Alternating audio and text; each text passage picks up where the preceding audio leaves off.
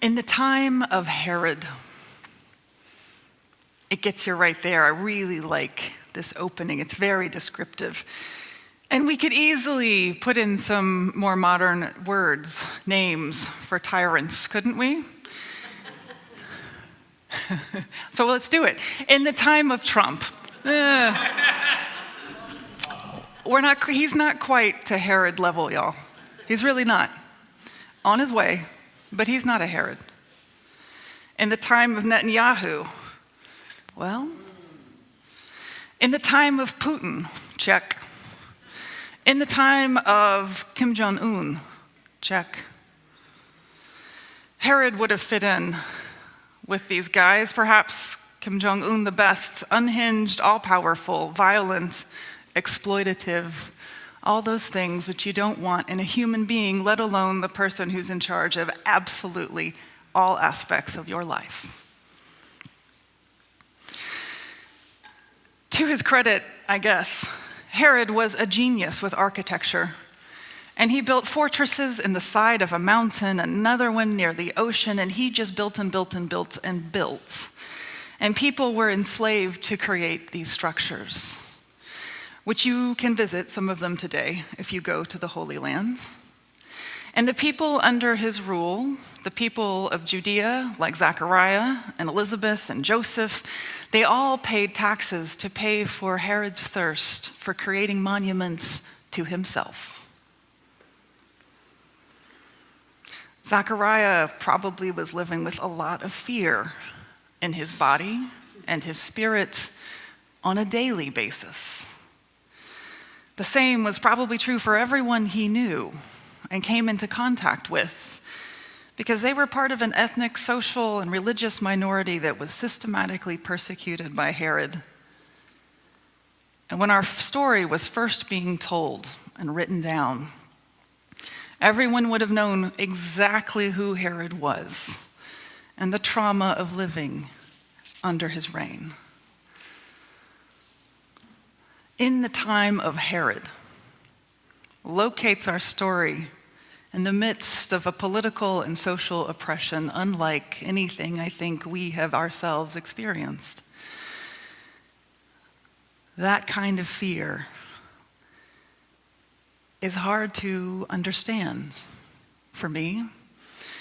It is a much darker period than any children's storybook or live nativity this time of year would lead you to believe. In the midst of fear, we find Zachariah at the temple fulfilling his religious duties. Zachariah probably carried extra fear in his body because he was not a father. Scripture tells us that they were getting older, and given that there were not many proven fertility treatments back then, there was no reason for him to be optimistic about that fact changing. We can imagine that he had probably relinquished his hope of parenthood many years before. But his fears were probably building due to that exact fact. Because in the time of Herod, people, especially Jews, did not have an especially long life expectancy. Given the chaos and violence of Herod, Zachariah could do everything in his power to avoid political conflict, but if he was in the wrong place at the wrong time, he might not make it to older age. There is a historic account of a building in Jerusalem that they were building collapsing and dozens of passerbys dying. Accidents happened, even back then. And there were a few other reasons Zachariah had to fear. He would be starting to think about his own death, hopefully from old age, and wondering what would happen to Elizabeth when he died. As a widow, she would need someone to look after her. And without a grown child, especially a son or a benevolent son-in-law, she would be penniless and vulnerable after he went. We have no reason to believe that Zachariah was an optimistic person. We have every reason to believe that he was a faithful and hopeful person. In the midst of this Advent season, we're looking at fear and where we can find hope in the midst of fear. And I've been reading about hope in a book called Hope, a User's Manual by Marianne McKibben Dana. I thoroughly recommend it to you. Her opening section is called What Hope Is Not.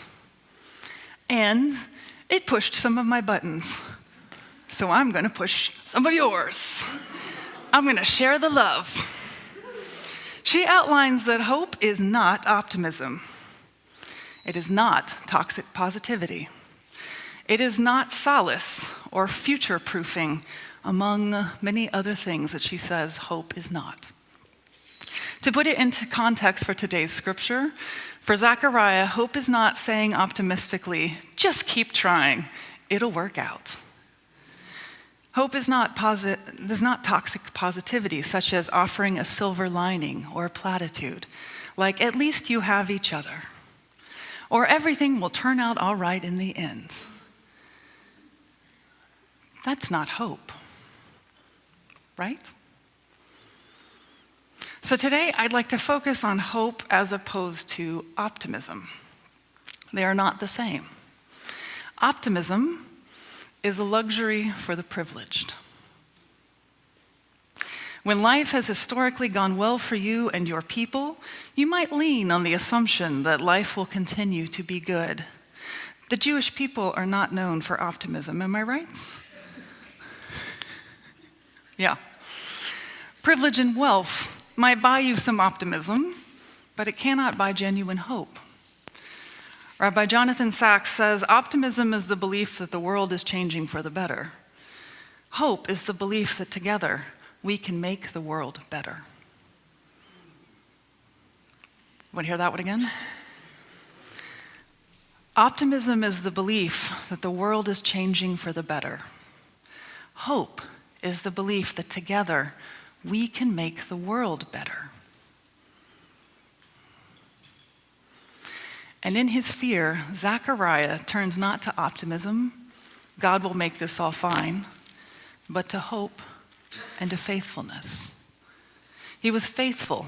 He fulfilled his religious duties as he knew them to be, which means he took care of orphans and widows, and he gave alms when he was supposed to, and he went to the temple, and he tried to make the world around him better.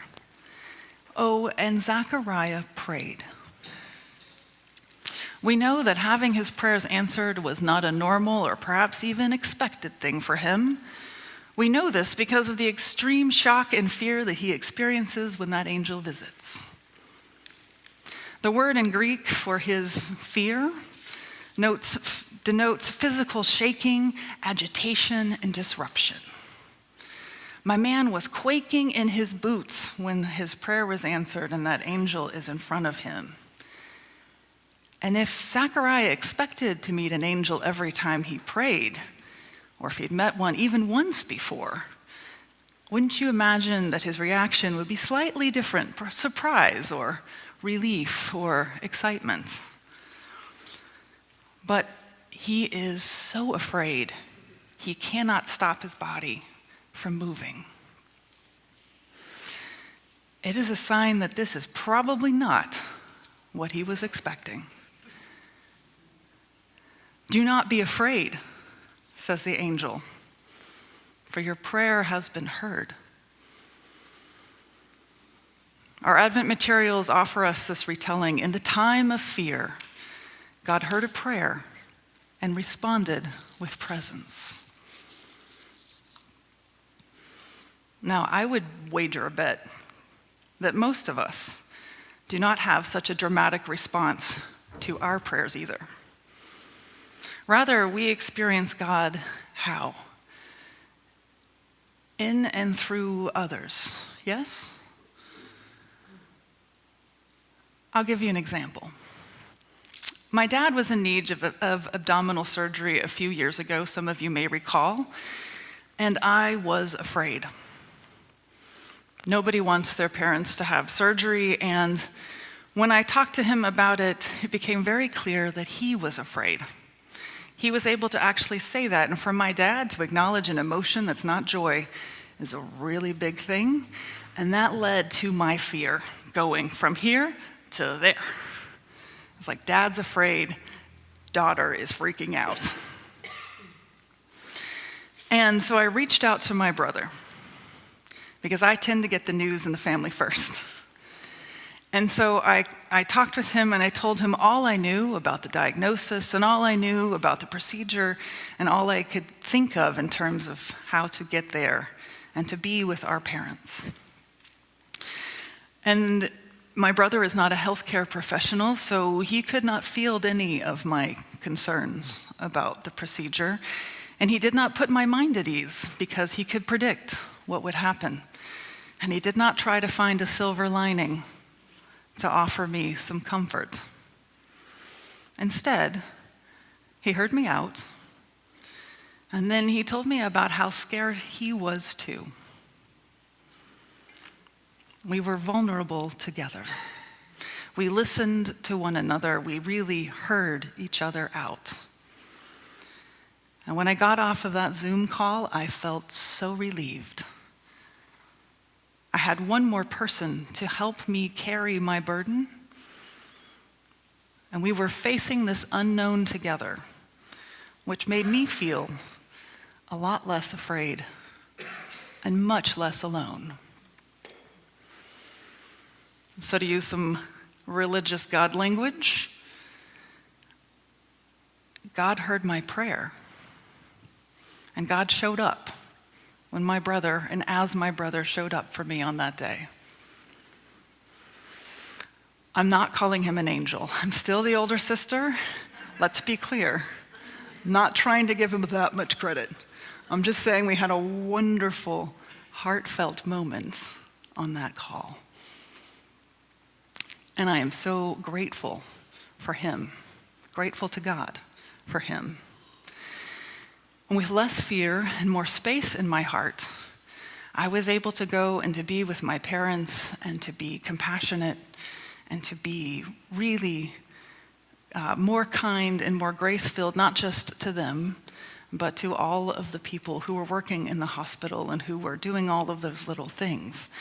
And while that little hospital in Lubbock, Texas is a very small part of our very big world, I do trust that these little acts of hope and faithfulness and compassion, they make a profound difference, not just for me, but for each other. And that ripples on and on and on.